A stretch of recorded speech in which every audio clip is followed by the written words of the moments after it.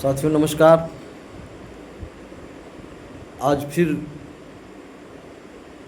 Horror crime story की कड़ी में फिर वही कहानी जो थोड़ी बहुत छूटी थी। नई जानकारी सोनम रघुवंशी, राजा रघुवंशी और राज कुशवाहा की। सोनम पुलिस की कस्टडी में है। तीनों हत्या में शामिल अभियुक्त भी पुलिस कस्टडी में है। राज कुशवाहा भी पुलिस कस्टडी में है। और इस एपिसोड में मैं आपको बता रहा हूं कि जब सोनम रघुवंशी से पुलिस इन्वेस्टिगेशन कर रही थी, पूछ रही थी, तो उसने जो जवाब दिया वो बहुत ही भयावह। जिस दिन से सोनम की शादी राजा से तय हुई थी, उसी दिन से उसने राजा रघुवंशी को मारने का प्लान बनाना शुरू कर दिया। वो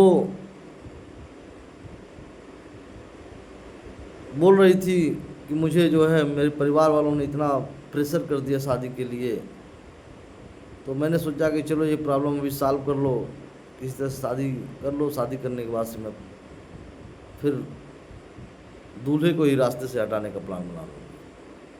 और उसमें उसका साथ दिया राज कुशवाहा।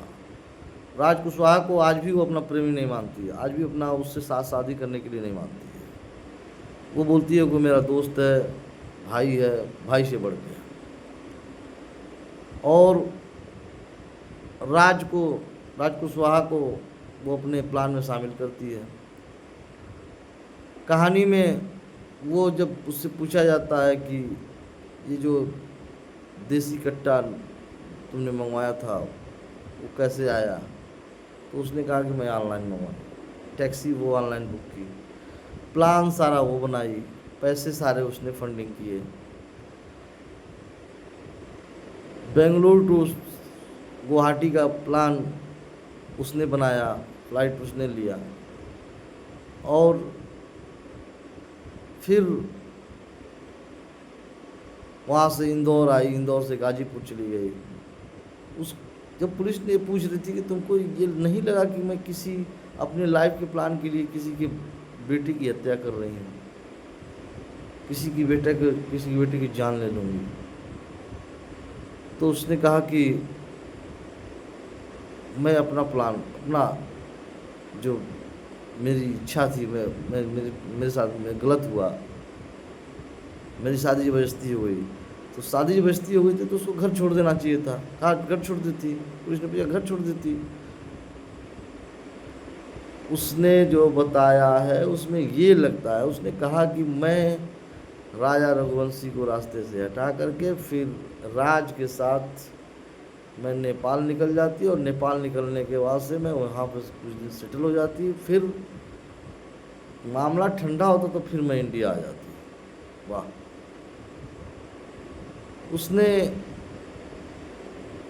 इतना बड़ा प्लान बना लिया सिर्फ घर वालों के शादी करने के लिए प्रेशर में आ। तो साथियों, इस कहानी में ज़्यादा कुछ नहीं अब मुझे कहना है, बस ये है कि भविष्य में जो भी शादियां हों उसमें किसी को प्रेशर से शादी ना किया जाए। और जो शादी अगर कर ले कोई लड़की हो लड़का हो, उसको निभाए। जीवन किसी का नहीं लेने का ना हक है आपको और ना किसी को। तो इसी के साथ मैं इस कहानी को फिर नए कुछ जानकारी आती है तो मैं आपके बीच में लेके आऊँगा। नमस्कार।